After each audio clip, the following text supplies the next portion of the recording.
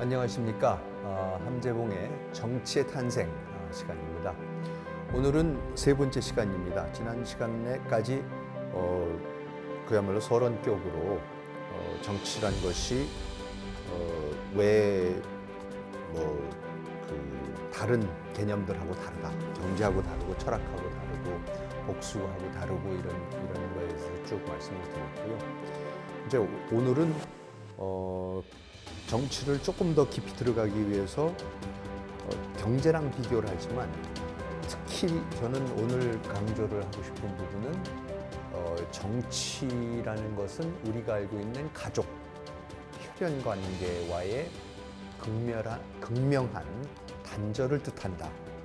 그리고 그것이 전제로 됐을 때에 정치라는 게 성립한다. 최소한 이것이 고대 그리스인들이 정치를 발명한 아테네 사람들이 생각했던 정치이고, 저는 아리스토텔레스가 인간은 정치적인 동물이다 했을 때에 그 인간만이 할 수 있는 게 바로 혈연 관계조차도 끊고 또는 극복할 수 있고, 그런 차원에서만 정치가 이루어진다. 그런 거는 다른 동물들은 전혀 못하는데 인간만이 할 수 있다. 이 부분에 대해서 오늘 말씀드리도록 하겠습니다. 정치의 탄생, 이제 시작하겠습니다.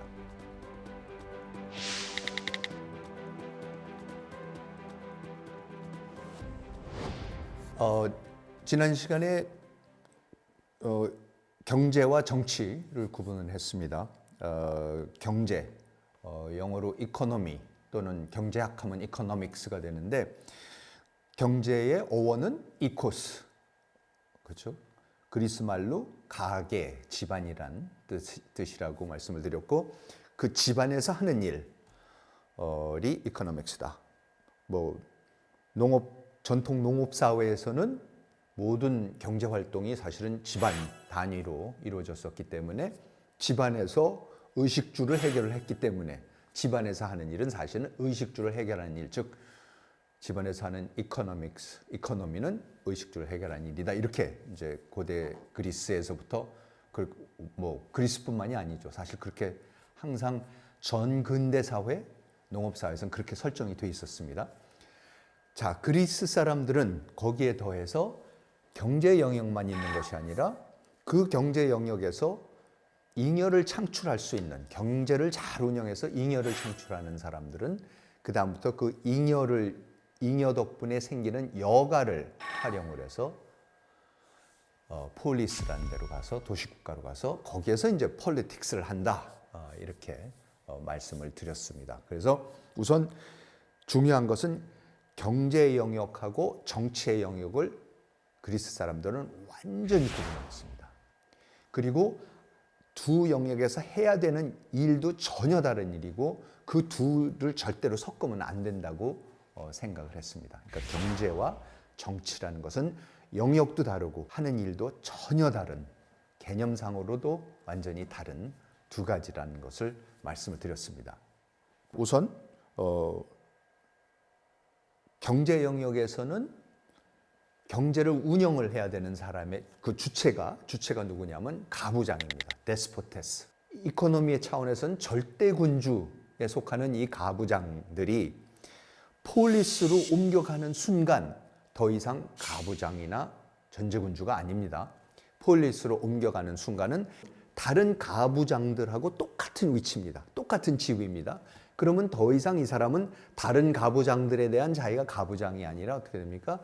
다른 모든 가부장들은 대등한 사람들이 되고, 그 대등한 사람들을 자유인이라고 불렀습니다. 그 이유는 의식주의 문제를 해결한 사람들이기 때문에 더 이상 생사의 문제에, 생존의 문제에 얽매여 있는 존재들이 아닌 그런 문제로부터 자유로운 존재다라고 했기 때문에 그 사람들을 자유인이라고 그랬고, 그 자유인들을 다른 말로 시민, 폴리테스라고 불렀던 겁니다.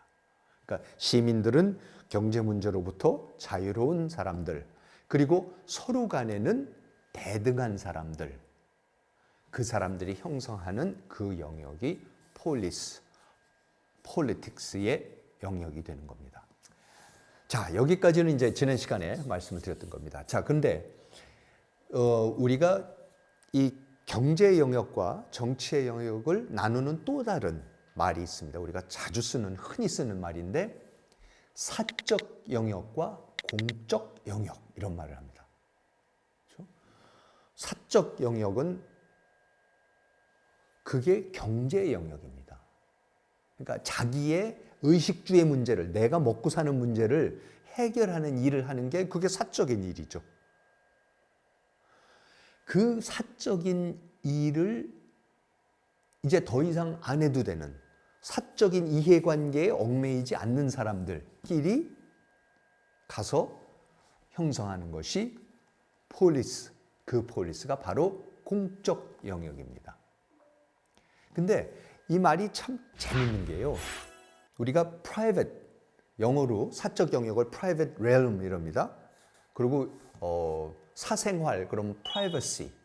우리가 굉장히 사생활을 존중을 해야 되고 보호가 돼야 된다 그러고 굉장히 우리가 사적 영역을 중시하고 그러는데 그리스 사람들이 봤을 때는 이 사적 영역은 아까도 말씀드렸지만 경제 영역입니다.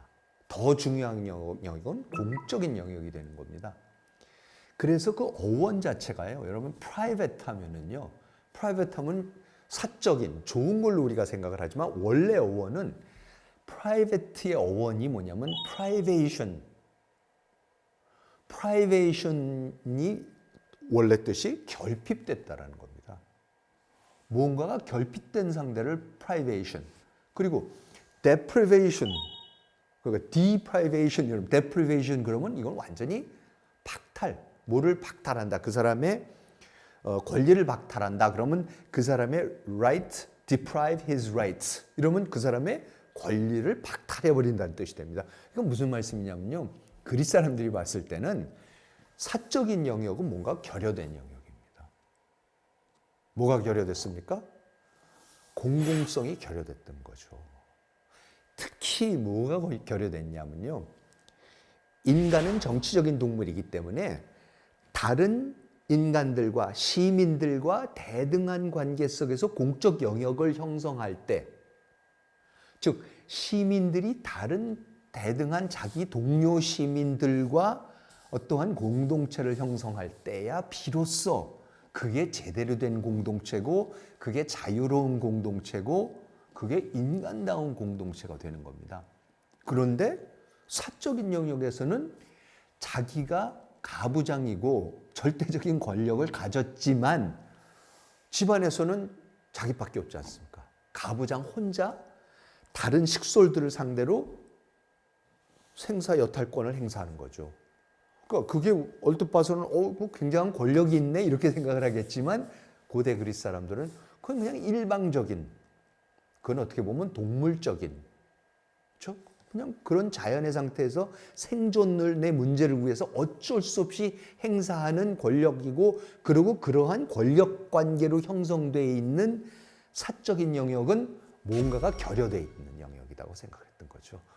그래서 그 사적인 영역에서 탈출을 해서 공적인 영역으로 옮겨왔을 때 비로소 인간다운 영역이 된다고 생각을 했습니다. 그래서 그 영어로 privacy, private realm, 사적인 영역이란 말은 굉장히 어원 자체는 굉장히 부정적인 어원입니다. 요즘이야 우리가 긍정적인 지켜줘야 되는 영역으로 쓰이지만 원래 어원은 공적인 영역, 다른 동료 시민들과의 관계가 아닌 일방적인 자기 밑에 사람들하고의 관계, 권력 관계만 형성되어 있는 상태는 뭔가가 부족한 상태라고 생각을 했었습니다.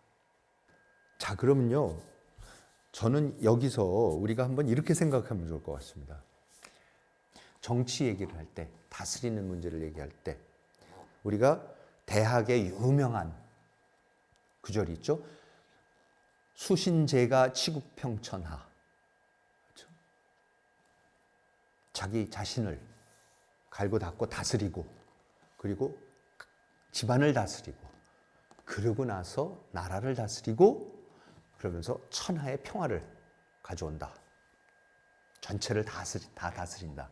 그 얘기는 뭐냐면 나를 다스리는 원리나 집안을 다스리는 원리나 나라를 다스리는 원리나 천하를 다스리는 원리나 사실은 같은 원리다. 따라서 자기 자신한테 엄격하게 수신을 잘하고 그러면은 수기하면은 그렇죠? 치인을 할 수 있다 이렇게 생각을 했거든요. 그게 전통적인 유교의 정치 철학입니다. 그런데 지금 그리스 사람들이 말하는 정치란 뭡니까? 여기 수신제가 치국평천하의 맥락에서 보면 제가하고 치국이 같다고 보는 건데 그리스 사람들은 어떻게 봅니까? 제가하고 치국은 전혀 다른 거다. 영역도 다르고 개념도 다르다. 작동한 권리의 모습이 제가에서는 절대군주, 데스포트의 모습이지만 그러한 형태의 권력이 작동을 하는 데지만 치국의 차원에 가면 폴리스의 차원에 가면은 완전히 대등한 시민들끼리의 대등한 관계다. 이렇게 보는 거죠. 그런데 우리가 수신제가 치국평천하면 거기서 뭐가 나옵니까? 집안에서 아들이 아버지를 생각하는 것과 모시는 것과 신하들이 임금을 모실 때의 그 관계가 사실은 차이가 없는 겁니다. 그러니까 임금들이 항상 조선시대에 보면 임금들이 자신들을 백성들의 어버이라고 생각을 하죠. 집안의 원칙과 국가의 원칙이, 나라의 원칙이 같은 거로 생각을 했었던 겁니다. 여러분, 이 고리가 끊어져야 됩니다.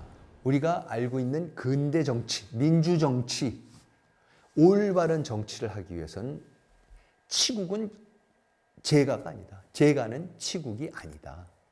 즉, 국가는 가족의 연장이 아닙니다. 국가를 가족의 그냥 연장으로 생각하면은 우리가 알고 있는 그 봉건적인 전 근대적인 온갖 행태들이 정치의 이름으로 행해져 버립니다. 특히 권력을 가진 사람들이 자기가 마치 가부장이 자기 집안 다스리듯이 나라 다스리는 게 자기 집안 다스리듯이 해버리면 어떻게 됩니까? 그럼 부패가 일어납니다. 그러면 큰일 나는 거죠. 사실 이 원칙을 유교에서도 알았죠. 우리 전통 사회에서도 알았죠. 그러니까 뭐라 그럽니까? 멸사봉공. 사를 완전히 멸해버려야지 우리가 공적인 영역을 살릴 수 있다. 공명정대해질 수 있다. 그러면서 항상 가족들이, 외척들이 정치에 관여하는 것을 얼마나 나쁜 걸로 생각하고 어떻게 해서든지 막아보려고 했습니까? 조선시대만이 그런 게 아니죠. 우리 현대 정치에서도 뭡니까? 항상 대통령들이 나중에 아주 참 비참한 일들을 당하게 되고 그런 것이 대부분의 경우가 집권 당시에 가족들이, 자식들이, 부인들이 정치에 관여를 하기 시작하고 그랬을 때에 그 문제에 대해서 육아에서도 굉장히 그거를 나쁜 걸로 생각을 했고 실제 우리도 지금도 그런 경우에 대해서 아주 매섭게 질타를 하고 벌을 하고 그럽니다. 그런데 한계가 뭡니까? 그러면 뭐가 다르냐? 그 다르다는 부분을 정확하게 안 해줬었죠. 여기까지는 어버이한테 이렇게 효도를 하지만 사실 충성을 하는 거는 어버이한테 효도하는 게 임금님한테 충성하는 거하고 비슷한 것 같기도 하지만 또 어떻게 달라야 되는지, 어디서 이거를 맺고 끊어야 되는지 그 부분에 대해서 굉장히 모호하고 그런 의미에서 저는 수신제가 치국평천하는 사실은 제가하고 치국의 문제를 정확히 구분을 안 해줍니다. 그런데 고대 그리스 사람들은 가장 적나라하게 매정하게 정말 어떻게 보면 거의 이제 차차 말씀드리겠지만 패륜적으로 정치를 하려고 그러면 가족을 멸해야 되고 부정해야 되고 극복해야 된다고 생각을 했습니다. 그 첫 번째 단계가 지금 계속해서 말씀드리는 이코스와 폴리스의 차이, 경제와 정치의 차이입니다. 그 부분을 명확하게 할 때에만 정치가 제대로 구현이 될 수 있다고 그리스 사람들은 생각을 했었습니다. 여러분, 부패가 뭡니까? 우리가 모든 정치에서 제일 지금 걱정하는 게, 막으려고 하는 게 부정부패입니다. 여러분, 부패라는 건요, 굉장히 간단합니다. 공적인 거를 추구해야 되는 정치의 영역에 가서 사적인 영역, 사적인 것, 즉 경제를 하면은 그때에 부패가 생기는 겁니다. 그러니까 지금 예를 들어서 미국에서 일어나고 있는 현상, 그렇죠? 트럼프라는 경제인과 머스크라는 시대의 경제인들이 경제의 논리로서 정치를 하기 시작했을 때에 생기는, 한쪽으로는 저렇게 시원하게 경제적인 논리, 합리성, 효율성의 논리로 이 복잡하고 그냥 흐리멍텅하게 얽혀 있었던 정치, 행정 이런 거를 단칼에 그냥 잘라내갖고 부정부패를 말소하는 모습을 보이는 것 같죠. 근데 벌써 어떻게 되고 있습니까? 머스크가 지금까지 들어가서 여러 영역에서 가장 최근의 뉴스는 미국의 교육부까지 이제 곧 없애는 거를, 행정명령을 이제 트럼프가 사인을 할 거라 그러는데요. 그런데 지금 그거는 그 자체적으로도 그게 정확히 한 거냐 아니냐 문제가 있지만, 더 큰 문제가 뭡니까? 머스크가 그렇게 함으로써 들어가서 미국 정부의, 예를 들어서 정말 많은 부정부패를 발굴을 해내서 그래서 정부로 하여금 지금까지 몇십억 불, 그렇죠? 몇십억 불을 갖다가 낭비될 뻔했던 거를 낭비 안 되게 이제 했다라고 해주더라도 뭐가 문제입니까?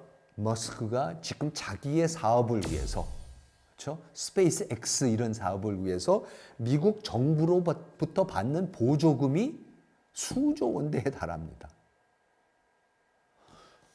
그러니까 벌써 그게 뭡니까? 그게 커럽션이죠. 어떻게 이거는 자르는데 그럼 자기의 경제적인 이권이 달려있는 문제에 대해서 그거를 그럼 자기가 할 건지, 누가 그걸 할 건지, 이런 문제에 벌써 봉착을 합니다. 그러니까 정치에, 예를 들어서 그러면 그런 사람들이 정말로 정치를 할 거면 어떻게 해야 된다 그럽니까? 백지 신탁을 해야죠. 갖고 있는 모든 재산, 회사들을 정확하게 내놓고 내가 지금 DOG라는 거를 해서 정말로 정부 효율성위원회의 그 장관으로서 자기가 일을 할 거면은 테슬라, 스페이스X 이런 거에 대한 최대 주주로서의 주권 행사도 다 백지 신탁해버려야 되는 거고, 경영일선에서 완전히 물러나야 되는 거죠. 그걸 안 하고 이런 거를 한 거는, 그거는 커럽션입니다. 그 자체가 고대 그리스 사람들이 말한 부패가 될 수밖에 없습니다. 그러니까 이 두 영역을 명확하게 나눠야 되는 거죠. 그러니까 정치의 영역에 가서는 자기의 개인의 이권, 경제적인 이익을 추구해서는 안 된다라는 것이 정치의 제1원칙이 될 수밖에 없습니다. 지난 시간 말미에도 잠깐 말씀드렸지만 정치라는 거가요, 정말 어렵습니다. 그러니까 올바른 민주주의요, 인류 역사상 제대로 돼본 적이 거의 없다고 말씀드렸지 않습니까? 고대 그리스 아테네에서 잠깐 있었고, 고대 로마 공화정 잠깐 있었고, 피렌체에 잠깐 있었고, 되고 있는 것이 그나마 가장 오래 성공적으로 되고 있는 게 지금 미국이란 나라가 1776년에 건국한 이후에 우리가 지금 논하고 있는 그 정치가 제대로 이루어졌었습니다. 근데 그만큼 어려운 것입니다. 왜? 부자연스러운 겁니다. 사람은 이권을 추구하게 돼 있고 자기 가족 혈연 관계를 중시하게끔 돼 있는 거고, 그리고 생존의 문제가 가장 급급하고, 생존의 문제를 아무리 극복하는 것 같지만 항상 이권이 눈앞에 있을 때에는 그 이권의 눈이 멀어지는 것이 인간의 가장 기본적인 본성이고, 그건 그냥 동물적인 본성이죠. 근데 정치라는 것은 지금 그거를 끊으라는 겁니다. 그런 의미에서 가장 부자연스럽고 가장 인위적인 거죠. 그러니까 여러분 이렇게 생각해요. 그런 걸 어떻게 만들어내요? 그런 사람을? 그게 시민교육입니다. 시민의 덕성을 기른다? 올바른 시민을 만들어낸다? 형성해낸다? 그게 뭡니까? 자기가 잘 먹고 잘 살 수 있는, 직업을 잘 할 수 있게 직업을 위한 훈련을 잘 해주는, 그것도 당연히 해야 되지만 정치라는 영역까지 들어가기 시작한다면 그 영역에서는 그런 거가 아니죠. 그 본능을 절제하고 극복하면서 더 다른 것, 나만을 위한 게 아니라 모두를 위한 어떤 거를 추구하라고 하는 것이 그게 정치입니다. 그런 의미에서 굉장히 자연스럽지 않은 지극히 인위적인 것이 정치입니다.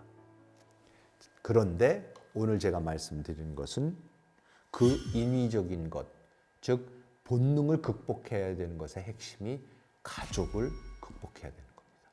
혈연 관계를 극복해야 됩니다.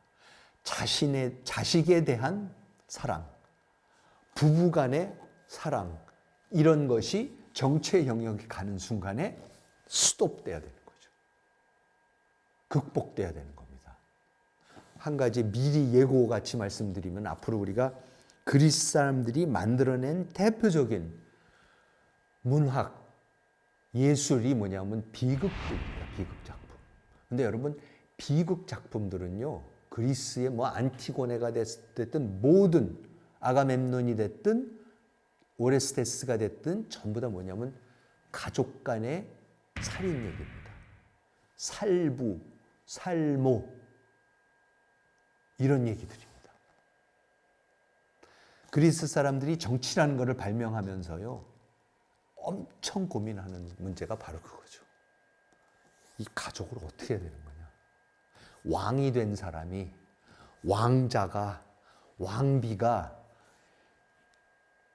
한쪽으로는 남편으로, 한쪽으로는 부인으로, 다른 한편은 왕으로서, 왕비로서, 다른 한편은 아들로서, 아니면 왕자로서. 어떻게 다른가, 나의 역할이.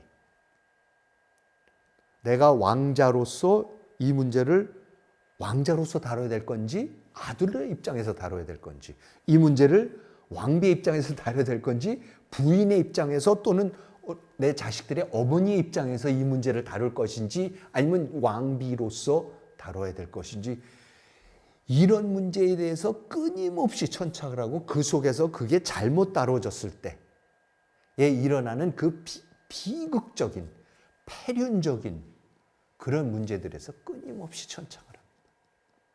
자, 그래서 정치라는 것은 가장 인위적인 것이다.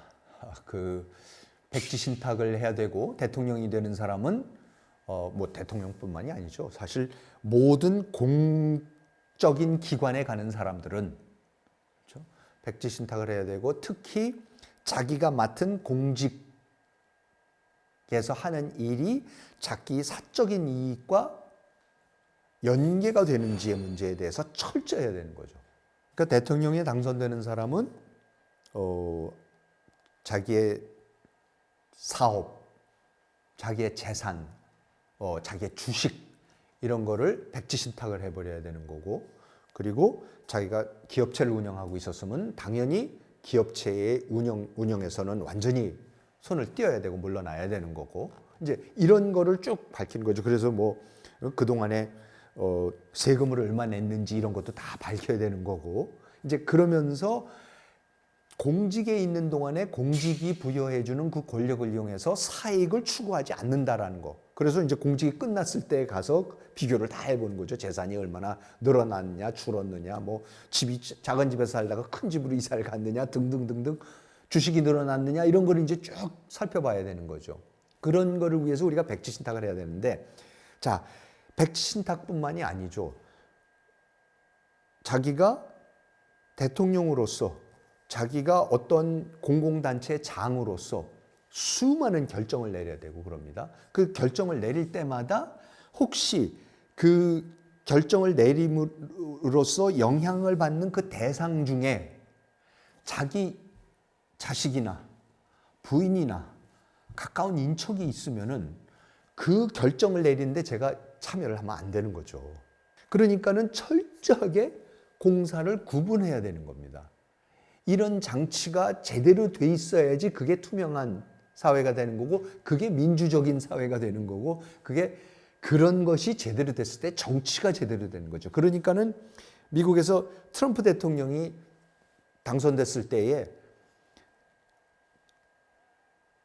역사상 처음으로, 뭐 기록이 한 20세기 초반으로까지밖에는 안 가지만은, 뭐였냐면 대통령에 당선된 사람은 언제부턴가 미국에서 무조건 자기가 그동안의 세금을, 평생 동안 세금을 얼마 냈는지 그 세금 보고서를 전체를 꼭 공개를 합니다. 사실 후보가 되는 순간에 공개를 하는 경우가 대부분이지만 대통령에 당선이 되면 완전히 이제 공개를 진짜 해야 되는 거죠.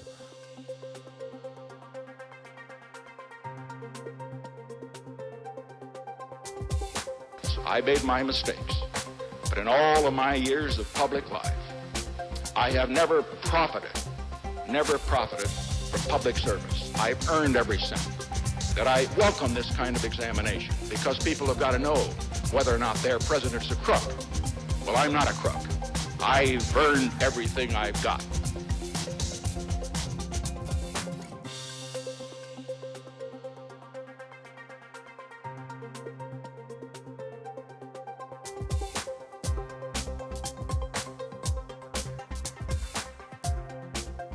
근데 트럼프가 우리가 기억하는 역사상 처음으로 그걸 안 했었어요. 지금도 트럼프가 세금을 얼마를 냈느냐 따라서, 그러니까 돈을 얼마나 사업을 해서 벌었고 그렇기 때문에 세금을 얼마를 냈는지를 모릅니다.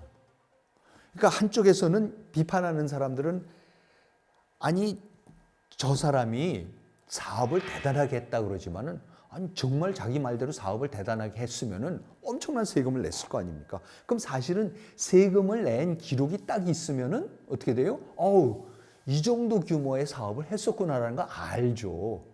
그런데 그걸 왜 공개를 안 합니까?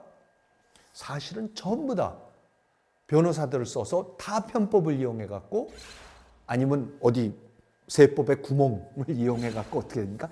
다 빠져나가서 사실 세금을 너무 안 냈다라는 거죠. 일부 밝혀진 것에 의하면 세금을 거의 안 냈습니다. 그리고 열심히 대통령의 입장에서 뭐 비트코인 광고도 하고, 뭐 이제 이번에 문제가 되니까 테슬라도 백악관 뜰에다가 테슬라 차를 갖다 놓고 테슬라의 창업주를, 머스크를 갖다 놓고서 이 차 좀 사주라고 미국 대통령이 백악관 앞에서 그런 일을 하는, 그야말로 광고를 해준, 특정 기업체의 특정 물건에 광고를 해주고, 나 오늘 이 뭐 테슬라 무슨 M 모델인가 뭐를 사겠다고 공언을 하는 게, 여러분 그게 정상적인 정치로 보이십니까? 그냥 그게 부패입니다. 그런 일을 절대 하지 말라고 그러는데, 그런데 놀라운 것이 지금 왜 그런 일이 벌어지냐면은, 막상 트럼프가 세금 낸 것도 공개도 안 하고 저런 일을 하는 데에 대해서 그걸 하지 말라는 규정이 없어요. 왜? 아무도 그런 거를 할 거라고 생각을 안 했기 때문에 규정을 안 만들었죠. 아니 그런 규정까지 만들어야 돼? 설마 미국의 대통령에 당선된 사람이 그 지위를 이용해서 저런 일까지도 해? 라는, 그럴 거라고 아무도 상상을 못했어요. 그러니까 규정을 굳이 만들어 놓지 않았는데 지금 와서 그거를 마구 그 지위를 남용을 하는 거를 봤을 때 하다 보니까는 규정이 없네 이렇게 되는 거죠. 막을 방법이 없네. 강제할 방법이 없네 이렇게 되는 거죠. 그뿐입니까? 이번에 자기 장인을 어디 대사죠? 프랑스 대사인가? 임명을 했지 않습니까? 자기 장인이 하여튼 뭐. 그리고 자기 며느리는 지금 미국 공화당 전국위원회 위원장으로 자기 며느리를 임명을 했습니다. 이런 거를 보면은 이제 이런 것이 절대 누가 보더라도 비정상입니다. 그 비정상으로 보이는 이유가 정치에서는 이런 일을 해서는 절대 안 되는 거죠. 이 엄청난 가족들의 정치관이요. 미국에서 일어나고 있기 때문에 미국 정치의 위기, 미국 헌정의 위기란 말이 자꾸 나옵니다. 다른 한편으로는 물론 부정부패를 말소하겠다 그러고 국경을 통해 갖고 불법 이민자들이 넘어오고 마약이 범람하는 거를 막겠다. 뭐 이런 거. 그리고 다른 나라가 관세 장벽이 높은데 우리만 관세 장벽이 너무 낮았었기 때문에 우리 관세를 높이겠다. 너무 불공정 무역이었다. 거래였었다. 뭐 이런 걸 해서 하는 거는 글쎄 그거는 좋다고 치더라도요. 그런 거는 대통령이 해야 되는 거니까 그 정책 자체가 옳고 그르냐의 문제는 차치하고 그래도 어쨌든 그게 이제 대통령으로서 해야 되는 일이지만 자기 사업을, 자기 친구의 사업을, 가까운 사람의 사업을 도와주고 적극 도와주고 권력을 이용해서 지위를 이용해서 그리고 자기 인척들을 주요 보직에 앉히는 관직에 앉히는 모습은 결코 정상이 아닙니다. 그건 동서고금을 막론하고 정상이 아닙니다. 그러니까 이 문제를 철저하게 끊지 못하면은 정치는 부패할 수밖에 없습니다. 저는 그래서 아리스토텔레스가 인간은 사회적인 동물도 아니고 경제적인 동물도 아니고 정치적인 동물이라 했던 거는 정치는 인간만이 할 수 있는 겁니다. 물론 잘할 수 있는 것도 아니고 자연스러운 것도 아니고 매우 인위적입니다. 사회적인 거, 경제적인 거, 벌들이나 개미들이 아주 잘하죠. 그럼 본능적으로 잘하는 겁니다. 인간도 잘하고 사자도 잘하고 뭐 표범도 잘하고 늑대도 잘하고 다 잘합니다. 그런데 정치는 못하죠. 즉 사적인 영역을 사익 추구의 영역을 완전히 벗어나서 공적인 소위 말하는 이 공적인 거를 추구한다라는 거 그거는 인간밖에 못합니다. 왜냐하면 인간만이 이성을 갖고 있기 때문에 사익하고 공익을 구분을 하고 그 사이에서 고민을 하는 양심을 갖고 있고 그리고 그걸 구분해야 된다라는 윤리 도덕 체계가 생길 수 있는 것은 인간만이 할 수 있기 때문입니다. 그러면 정치의 영역으로 가면은 이제 아버지가 없습니다. 그렇죠? 가부장이 없습니다. 다 가부장들끼리니까 똑같은 가부장들입니다. 그럼 다 자유로운 사람들이고 다 동등한 사람들이고 그러면요 민주사회가 모든 민주사회가 다 겪는 일입니다. 우리 사회가 지금 아주 극심하게 겪고 있는 거죠. 아니 그럼 누가 결정을 내려주지? 누가 판단을 해주지? 그 문제가 생기지 않습니까? 집안에서는 아버지가 해줬는데 가부장이 해줬는데 기업 총수가 해줬는데 그런데 이 정치의 영역에 오면은 가부장도 없고 총수도 없어요. 이때 이 사람들이 이런 방법을 고안해내는 거죠. 법을 만들어야 되겠다. 우리 자신을 다스리는 그래도 체계 헌법이 있어야 될 거 아니냐. 그걸 누가 만드냐? 우리가 만들면 된다는 거예요. 우리가 만들고 우리가 만든 법을 우리가 따르면은 그거는 가부장이 만들어준 어떤 다른 권위가 만든 거를 맹목적으로 복종하는 것과 전혀 다르다는 거죠. 자유를, 법을 지키면서도 자유를 유지할 수 있다는 것은 내가 지킬 법을 내가 만들면 됩니다. 근데 여러분, 그게 민주주의 아닙니까?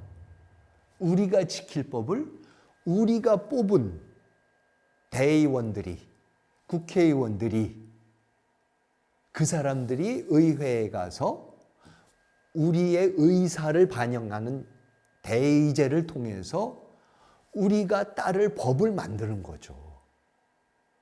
그게 민주주의 아닙니까? 독재자가, 권위주의 통치자가, 왕이, 황제가, 가부장이, 사주가 만들어주는 규칙, 규율, 사훈, 가훈 이런 게 아니라 뭡니까? 우리가 만드는 겁니다. 따라서 우리가 만드는 법을 우리가 따르면 자유가 훼손되지 않는 거다고 생각을 했습니다. 그러면서 법도 있는 거죠. 이것이 바로 요 순간이 민주주의가 탄생하는 순간이고, 이거를 일컬어서 그리스 사람들은 이소노미아라 그랬습니다. 자기가 따르는 법을 자기가 만드는 걸 이소노미아라고 그랬는데, 그래서 원래 고대 그리스 사람들은 자기네 정치 체제를 꼭 이소노미아라고 불렀어요. 민주주의, 데모크라시라고 부르질 않았었습니다. 데모크라시라는 것은 사실 굉장히 나중에 나오는 개념이 되죠. 데모크라시라는 말은요, 일반 민중들이 하는 거다 그래갖고 데모스가 하는 거라서 데모크라시라고 이름이 나중에 붙인 게, 이게 왕정하고 귀족정하고 구분을 하기 위해서 그런 말을 만들어내지만, 사실 이소노미아의 원래의 뜻은 뭐냐면 시민들이 모두가, 그 정체를 구성하고 있는 시민들 모두가 참여해서 자기네가 다 만드는 것, 자기네가 완전한 자치를 한다, 이렇게 되는 거죠. 그렇지만 이제 그걸 비판하는 사람들 입장에서 봐서는 노예들은 어떻게 되고 여성들은 참여를 못하고, 그러니까 특정 계층의 남성들만 하는 게 아니냐, 이렇게 말을 하기 위해서 모나키도 아니고 올리가키도 아니고 데모크라시다라는 말을 만들어내는 거죠.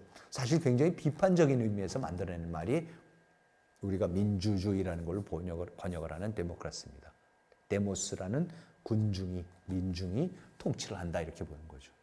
그렇지만 원래의 취지는, 원래의 뜻은 뭐였습니까? 우리가 민주주의라고 부르는 그것이 원래 고대 그리스 사람들이 생각했을 때는 그 정치 체제에 참여하고 있는 모든 사람들이 다 직접 참여를 해서 자기가 지켜야 될 법, 자기네가 따라야 될 법, 자기 나라를 형성하는 그 헌법을 우리가 만들고 우리가 그거에 적극적으로 따른다, 이런 뜻이 되는 겁니다.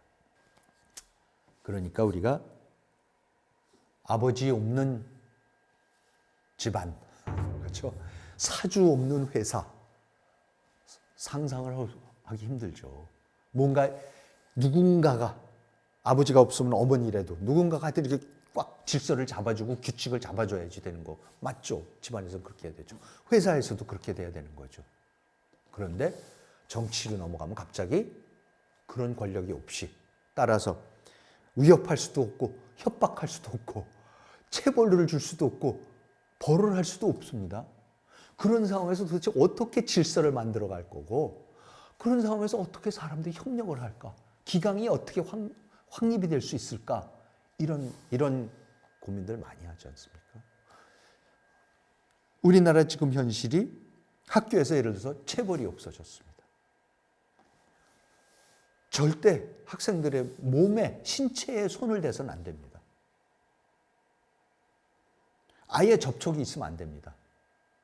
폭력적인 접촉이 있어도 안 되고 성적인 접촉이 있어도 안 되는 거죠. 그러니까 어쨌든 이제는 체벌이라는 것 자체가 없어져 버려. 그러면은요, 교실이 붕괴한다. 사실 집안에서도 이제 아이들 체벌을 줄 수 없지 않습니까? 체벌을 못 주면은 부모님이 아이들을 어떻게 훈육을 하느냐, 이런 문제가 생기죠. 그런데 어떻게 해야 됩니까? 체벌 주지 않아야 되는 거죠. 거죠. 체벌 없이 집안에서 학교에서 훈육이 돼야 되는 거죠. 이게 제대로 된 민주주의 사회에선, 민주사회에서는 부모가 자식들에 대해서 체벌을 줄 수 있는 권한이 없다고 보는 겁니다. 선생님이 학생들에 대해서, 제자들에 대해서 체벌을 할 수 있다는 권한이라는 것은 없다고 보는 거죠. 그게 민주사회인 겁니다. 그리고 국가가, 정부가 국민들을 향해서, 시민들을 향해서 행사할 수 있는 폭력은 없다라는 겁니다. 전혀 없다라는 겁니다. 그럼 여러분, 집안에서, 학교에서, 회사에서, 직장에서, 나라에서 이제 폭력은 완전히 배제되는 겁니다. 그러면 어떻게 질서가 유지됩니까? 어떻게 체제가 잡힙니까? 어떻게 합의에 도달합니까? 여러분, 설득하는 것밖에 없습니다. 말만 남습니다. 말로 설득하는 것밖에 없습니다.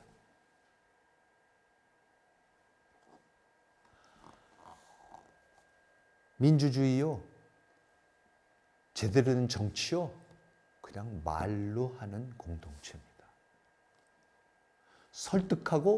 설득하기 위해서 대화도 하고, 토론회도 열고, 연설회도 열고 하면서 끊임없이 끝까지 합의에 도달할 때까지, 그게 그 사이에서 뭐 싸우고 다투고 이견 나오고 끊임없이 토론이 이어지더라도 끝까지 토론 통해서, 설득을 통해서 해야 되는 겁니다.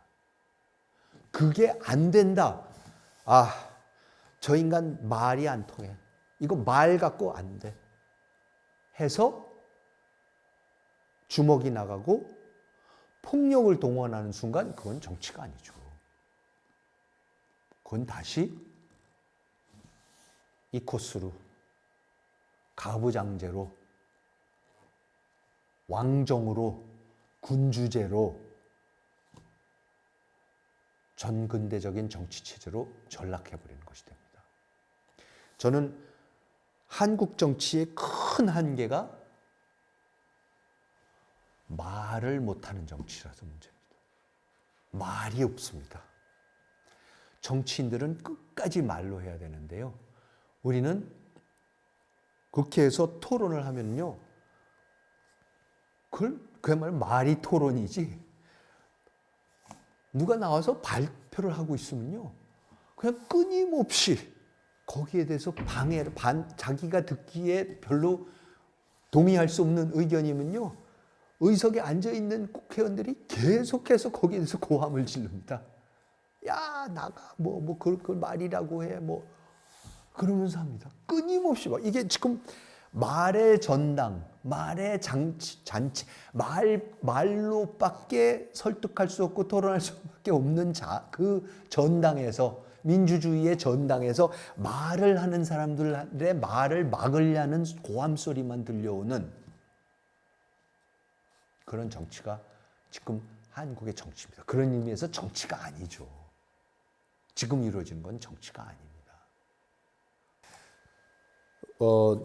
고대 그리스, 고대 아테네의 정치를 보여주는 가장 유명한 그림이 바로 지금 보시는 이 페리클레스가 시민들 앞에서 연설하는 그 장면입니다. 그 뒤에 이제 그 아크로폴리스가 보이죠. 파르테논 신전하고 이게 보이고, 그 앞에서 이제 페리클레스가 시민들 앞에서 연설을 하는 겁니다. 이게 그 유명한 그 장례식 연설입니다. Funeral Oration이라 그러는 연설이고, 이 연설은 모든 정치 연설, 그 이후로 나오는 모든 유명한 정치 연설, 예를 들어서 링컨 대통령의 게티스버그 연설, 에서부터 케네디 대통령의 취임설, 하여튼 모든 연설의 기본 틀은 이 페리클레스의 연설에서 나옵니다. 앞으로 자세하게 이 연설문에 대해서도 다루겠지만은, 그런데 저는 이 그림을 보시면 뭡니까? 정치라는 것은 기본적으로 뭡니까? 시민들 앞에서 정치인이 연설하는 겁니다. 그리고 그 연설하는 장소가 바로 지금 여기에는 잘 안 나타나지만은 이 다음 사진에서 보시면요. 이게 뭡니까? 원형극장이죠. 원형극장에서는 연극만 하고 무슨 콘서트만 하는 게 아니라 원래 뭐를 하는 겁니까? 거기서 앞에 정치인들이 나와서 또는 시민들이 나와서 다른 시민들을 설득을 하는 자리죠. 웅변하는 자리죠. 그러니까 그리스 사람들은 나중에, 그리고 로마 사람들도 그걸 따라서 가는 데마다 원형극장을 만들었지 않습니까? 그러니까 우리가 지금 대학가에 가도 원형극장들을 자꾸 만들죠. 그렇죠? 그러면서 나와서 웅변하고, 거기서 음악 공연만 하는 게 아닙니다. 음악 공연도 중요하고 연극도 특히 중요하고 비극 작품 이런 데서 이런 걸 다 여기서 상영하기 때문에 그거 중요하지만 가장 중요한 것은 정치 연설을 하고 토론을 하고 시민들 앞에서 자기 자신을 완벽하게 드러내면서, 그야말로 유권자들 앞에서 정치인이 자기 자신을 완전히 드러내면서 있는 그대로 설득을 해야 되는 겁니다. 그래서 표를 구해야 되는 거죠. 그러니까 이런 장면이 벌어져야 되는 겁니다. 그러면 일어나야 되는 겁니다. 자, 그러면 뭘 생각해 보세요. 저런 연설을 통해서 이제는 폭력도 못 쓰겠고, 그렇죠?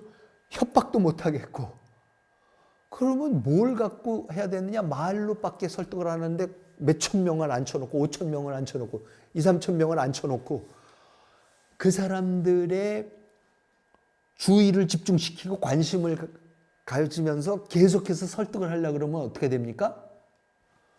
말을 잘해야죠. 그냥 말만 잘해갖고 됩니까? 말에 내용이 있어야 되는 거죠. 그 말의 내용이 뭐가 됩니까? 이런 거죠. 역사. 우리는 지금 이러이러한 나라를 만들었지 않습니까? 우리나라는 이러이러한 가치 위에 세워진 나라 아닙니까? 그런데 지금 우리가 이런 위기에 봉착했습니다. 이럴 때에는 우리가 이런 쪽으로 가야 되지 않겠습니까? 따라서 그쪽으로 가기 위해서 저한테 표를 주십시오. 라든가. 이런 정부를 만들어야 되지 않겠습니까? 라고 설득을 해야 되는 거죠. 그러면서 그 설득하는 과정에서 어떤 유명한 문학 작품의 어떤 구절도 인용을 해야 되고, 어떤 비극 작품의 참 처참했던 어떤 장면도 또 상기를 시켜주는 거고, 그러면서 정치라는 것이 이런 것이 아닙니까? 윤리라는 것이 이런 거 아닙니까? 도덕이라는 게 이런 거 아닙니까? 그러면서 유명한 시규절도 인용을 해야 되고. 여러분, 근데 서사시, 역사, 비극, 철학, 윤리, 도덕, 시, 이게 다 뭡니까? 그게 수사학입니다. 그게 레토릭입니다. 이 레토릭을 잘해야 되는 거죠. 정치인은 레토릭밖에 없습니다. 정치인은 칼을 갖고 해도 안 되고, 총을 갖고 해도 안 되고, 몽둥이 갖고 해도 안 되고, 회초리 갖고 해도 안 되는 거고, 수사학 갖고 해야 되는 겁니다. 네, 오늘은 가족하고 정치를 어떻게 끊는지, 왜 수신제가 치국 평천하가 아닌지, 제가하고 치국의 문제는 우리가 알고 있는 서양의 정치, 고대 그리스 사람들이 만들어낸 그 원래 의미의 politics, 민주정치의 맥락에서 보면 완전히 분리되어야 되는 것이다. 그리고 그 분리되어서 나온 정치라는 영역에서 필요한 것은 이제는 폭력, 위협, 협박은 안 되니까 수사학밖에 없다. 이 문제에 대해서 말씀을 드렸습니다. 다음 시간에는요, 그러면 수사학은 도대체 정확히 뭐고 어떻게 가르쳐야 되는 것일까? 이 문제에 대해서 살펴보도록 하겠습니다. 정치의 탄생, 오늘은 이만 마치도록 하겠습니다. 시청해 주셔서 감사합니다.